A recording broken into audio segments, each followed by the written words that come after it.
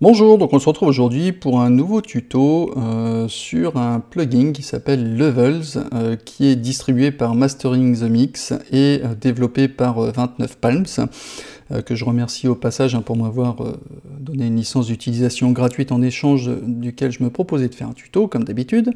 Donc son prix est de 69 livres, ça fait, je crois, à peu près 82 €. Donc vous avez la possibilité de l'utiliser gratuitement, sur une période, je crois, qui est de 15 jours, et après, il faudra vous acquitter de la licence.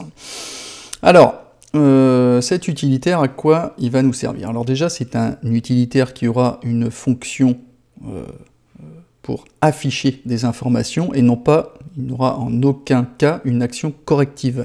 Il vous donne des informations à l'écran, on verra ça en détail après, mais en aucun cas, il va modifier votre mix. Vous aurez la possibilité ici, on verra dans les préférences, d'indiquer les paramètres qu'il vous faut, que vous souhaitez pour avoir un mix équilibré, voire après avoir une phase de pré-mastering ou une masterisation déjà bien préparée. Donc vous pourrez rentrer vraiment, l'avantage de ce plugin, c'est tous les éléments indispensables. Si vous voulez une headroom à autant, un espace stéréophonique délimité, une dynamic range bien précise et avoir la possibilité de nettoyer vos basses sur certains instruments, ce plugin justement vous permettra de faire beaucoup de choses. Donc je me propose tout de suite de vous montrer comment ça fonctionne. Alors, ici, je vais vous faire écouter, c'est un extrait du début de compo que j'ai fait, que j'ai abandonné, qui vaut ce qu'elle vaut.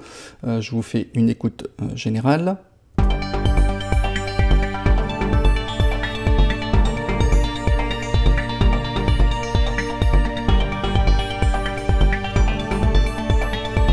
Etc. Donc là, ici, en solo sur la première piste, on a un kit d'Ableton avec une basse. Ici, j'ai machine avec un complément de rythmique et une basse également. Ici, avec l'instrument virtuel Falcon, un son type nappe avec un champ stéréophonique intéressant. Et ici, pareil, un autre son plutôt effet, avec justement une stéréophonie aussi bien prononcée. Voilà, alors, comment ça se passe? C'est déjà, ce plugin, vous allez pouvoir le chercher dans les plugins, dans 29 Palms et Level. On va le mettre où? On va le mettre directement sur la piste Master. Donc effectivement, moi ici, j'avais un limiteur, donc je vais l'enlever pour pas fausser les informations. Donc vous voyez comment il se présente. Ici vous avez donc, c'est l'écran d'accueil qui propose 4 sections, la Headroom, Stereo Fields, Dynamic Range et Bass Space, avec ici au centre un affichage type graphique avec les bandes de fréquences. On fait une lecture.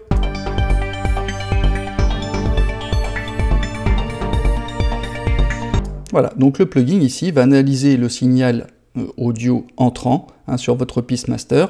Donc si tout va bien, chacune des sections doit être de couleur verte, et si toutefois il y a des petits soucis qu'on peut rencontrer, ils s'afficheront justement en rouge, comme c'est le cas ici pour la Headroom. Pour initialiser un paramètre, ici, ou une section, vous cliquez dessus. Notamment en cliquant dessus, vous afficherez le contenu avec une fenêtre, bien évidemment, qui va vous proposer un visuel différent du général. Quand vous cliquez ici sur Level, vous revenez à la vue générale. Donc là, on va cliquer, par exemple, sur la section Headroom pour en voir le contenu. Stereo Field, Bass Space et Dynamic Range. OK ? Ici, on a la possibilité de faire une écoute en mono. Ça va être relativement intéressant, notamment quand on est dans la phase de mixage ou de masterisation. C'est très important pour vous rendre compte en fait de comment sonne votre son sur sur d'autres supports d'écoute ou de diffusion mono. Ça peut arriver que votre mix ne soit pas forcément bien équilibré et en et qu'en bousculant en fait l'écoute, en basculant l'écoute stéréo en mono, bah, vous vous rendiez compte qu'en fait il y a un ou plusieurs instruments qui ont tendance à soit à disparaître, soit à être à peine audibles. Donc on peut également écouter, donc on va switcher ici en mono, et on peut faire une écoute également en left et right. Donc là, gauche, écoute gauche et droite. On revient à l'écoute générale en recliquant ici, et ici en mono. Donc bien évidemment, on n'a plus de largeur stéréophonique. Ok. Alors, on va commencer tout de suite avec la headroom. La headroom, dans cette section, on va se constituer en fait une réserve sonore de décibels, appelée headroom. C'est une réserve en fait qui est indispensable car cette réserve sonore sera très utile pour l'étape notamment de post-mixage, à savoir soit le pré-mastering ou la masterisation. C'est là où on va appliquer des éléments notamment de compression pour donner du punch à votre track final. Le seuil est fixé par défaut ici à moins 6 dB, mais on peut justement le modifier dans les paramètres si vous le souhaitez. Alors ici, j'en ai pas parlé. Ici, vous avez des informations sur l'aide, sur les manuels. Ici, là, vous avez la clé où vous rentrez votre numéro de série. Et ici, vous avez les préférences avec deux profils, mixing, mastering, sur lesquels vous pouvez rentrer des valeurs qui sont ici indiquées par défaut, notamment par exemple pour le seuil. On y reviendra à chacune des étapes. Ici, on a le seuil. Ici, le short LUFS et l'intégré.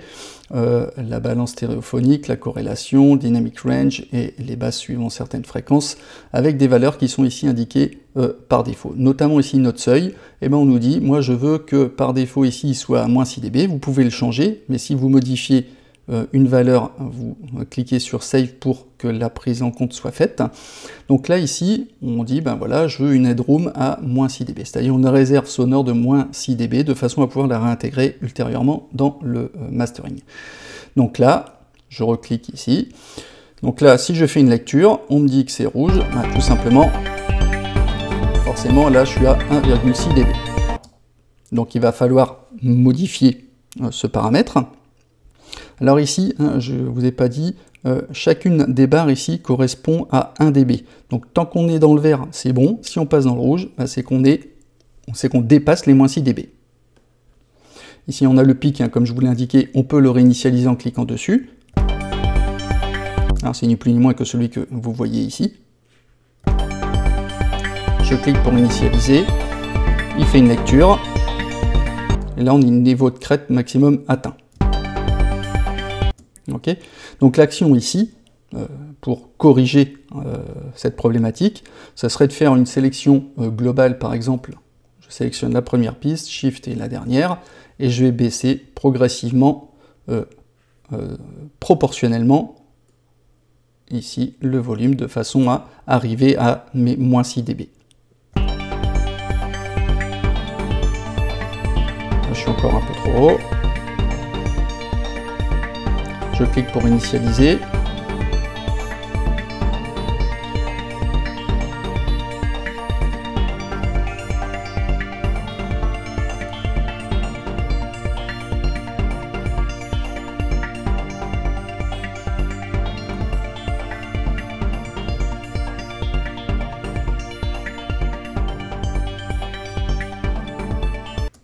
Voilà, je suis à peu près bon.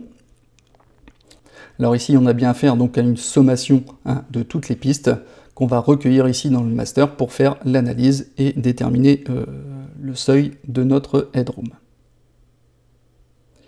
Alors, il y a une autre façon aussi de procéder, c'est vous pouvez prendre ici dans les audio effects, un utility que vous pouvez glisser et gérer le gain et le baisser systématiquement donc sur chacune des pistes, de façon à, si vous souhaitez rester ici à un niveau à 0 dB, jouer avec le gain ici. Le principal ici, c'est qu'en sortie, sur le master, on soit en dessous des 6 dB, des moins 6 dB.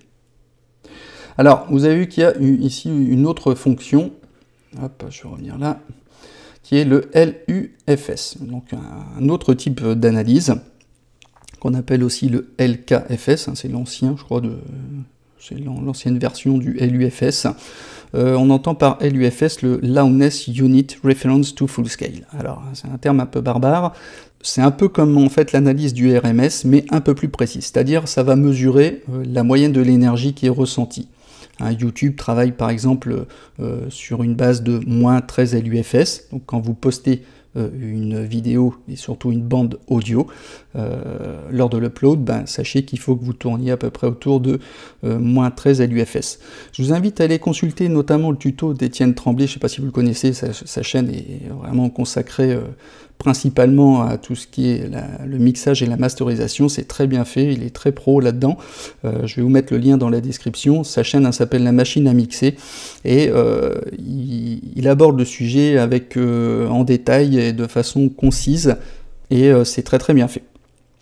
Alors, retenez en tout cas que cette mesure, qu'il mesure l'intensité sonore perçue de façon plus précise que le RMS. Donc l'affichage ici, il est divisé en deux parties. Vous avez vu ici un short et ici INT pour intégrer. Alors le short, lui, il va faire une analyse à court terme, c'est-à-dire qu'au cours des 3 dernières secondes, vous cliquez également pour le réinitialiser. Je peux cliquer comme ça pour le réinitialiser. Et pareil sur INT, à savoir le INT, c'est le compteur intégré, c'est-à-dire le niveau du LUFS qui est accumulé dans la piste. Donc pour qu'il y ait une dynamique bien équilibrée, il faut être autour de moins 16 LUFS. Par exemple dans l'industrie de la musique, on tourne autour de moins 10 à moins 13 LUFS. Dans l'audio, par exemple pour la télévision, il faudra situer autour de moins 24 LUFS. Donc c'est tout des normes en fait qui sont requises par rapport aux professionnels. Ça c'est à titre indicatif. Mais on peut bien évidemment régler tout ça manuellement. Encore une fois, sur les seuils, là ici à moins 14 ou à moins 16, c'est vous qui décidez, c'est vous qui restez maître quand même de votre outil, et heureusement. Alors ici, vous avez le stéréo field, pour le champ stéréophonique. Ici, donc, on a un vectorscope qui affiche en fait la répartition de l'audio dans le champ stéréophonique. Voilà. Comme l'imager dans Ozone 7 Advanced, sur lequel j'ai fait également un petit module dédié. Donc, lorsque l'ensemble des points sont concentrés en fait sur une ligne verticale centrale, on aura un son qui sera plutôt de type monophonique. Bon, je vais prendre un exemple entre la mono et stéréo. Là, je vais me mettre en mono. Vous voyez, les points sont vraiment centrés. Ici, si je me mets en stéréo, on voit que les points sont espacés. D'accord ? Donc on a ici une mesure aussi du signal gauche-droit, et ici sur la gauche, la corrélation de phase, j'en ai parlé également aussi dans la série sur Isotope, entre le 0 plus 1 et le 0 moins 1. Donc ici, vous voyez qu'ici on a le son stéréophonique qui bouge, et ici aussi. Bon, ici là je dois encore être un peu... On va prendre une marge de sécurité un peu plus importante, histoire de ne plus être embêté. Avec du rouge inutile.